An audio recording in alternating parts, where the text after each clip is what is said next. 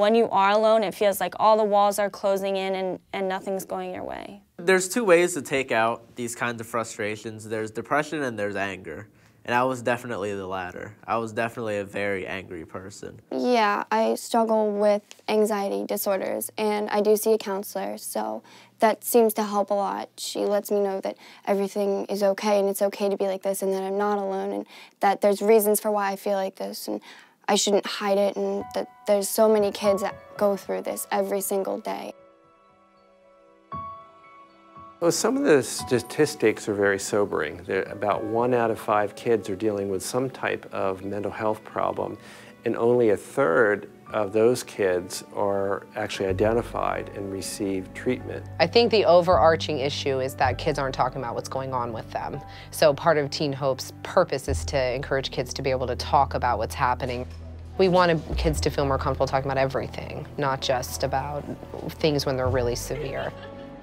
A school will work with us to identify a population of kids, let's say, for example, a particular grade health class, and then those kids would have some mental health education as part of the class, and they will be taken a very simple screening of about 10 minutes, and then a mental health professional will be there just to debrief them from that, and if there are any concerns, they would talk briefly to the teen and then would contact the parents and arrange for a referral to whatever service was appropriate.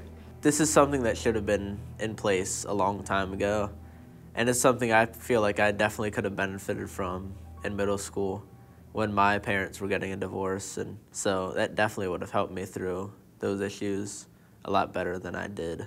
It allows a school district to build a culture that says, here in our schools, we address mental health issues. We will get help to kids who need it, and we'll get help to them at a price tag their families can afford. This program goes hand in hand with what we really want to be about in caring for the whole part of a kid. And sitting in a room with 100 kids and saying, there's a potential that 30 of you in here will develop depression at some point. Kids are so much more willing to go to the doctor if they have a cold than they are to talk to somebody if they have depression. And the issue around that, I believe, and when I ask kids, is the stigma, and that there's not a lot of hope for them in terms of treatment. These are their perceptions. But in reality, there's a lot of hope. 14 years ago, just a few sessions kind of changed my life in a really great way. It was tough. I graduated high school with a cumulative GPA of 1.99. I had a counselor who told me I'm not good enough to go to college. I had a guy I was dating who said I wasn't good enough to date. I wasn't good enough to start on the sports team, but I could stay on the team. I wasn't good enough to be top of my class. It was being told to me to just, oh, go and take a few classes at a community college that you might be interested in and just try and get a job. And that was horrible. That was devastating, not just for me, but for my parents. So it was that moment 14 years ago that I became close with my parents, and my mom stepped up and said, this isn't who you are, and those words don't define you. So let's get you the tools that you need and go and achieve the things that you want to achieve and make the difference that you want to make. So I went to college. I graduated top of my class.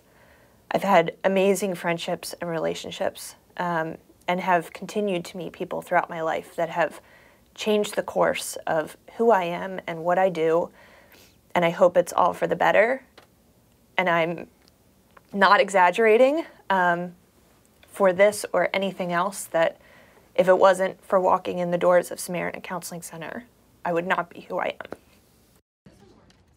I feel like I've always been able to talk to my mom. It's talking to anyone other than my mom. That took a while. It's just a matter of finding that person, or maybe having that person approach you first to encourage you to open up to them. There was a student this year who had died by suicide. We met in the library and there were pastors there, there were teachers there. It was great to see everyone joining together, but it wasn't a good time to do that.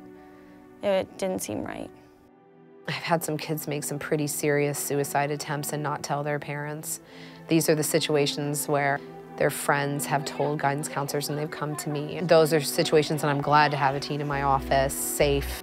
Suicide is such an important thing, especially in the teenage category, because you're becoming an adult and you're changing from child to adult. There's obviously a lot of people who struggle with it.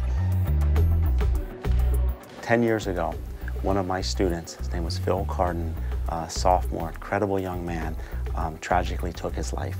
And following Phil's death, the students at our school stood up and said, how does something like this happen?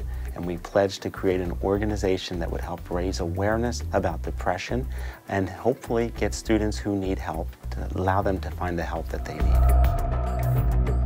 We came up with the word avidum, meaning I've got your back, vid, the Latin root meaning life. We're trying to prevent depression, suicide, bullying, and just being able to stand up for those who you see who are hurting and help them and give them a hand. One thing Avidum had for many years, we'd go in and change his culture, but now we have that second side of it, that TeenHope is there saying, you know, we can get the help that is needed.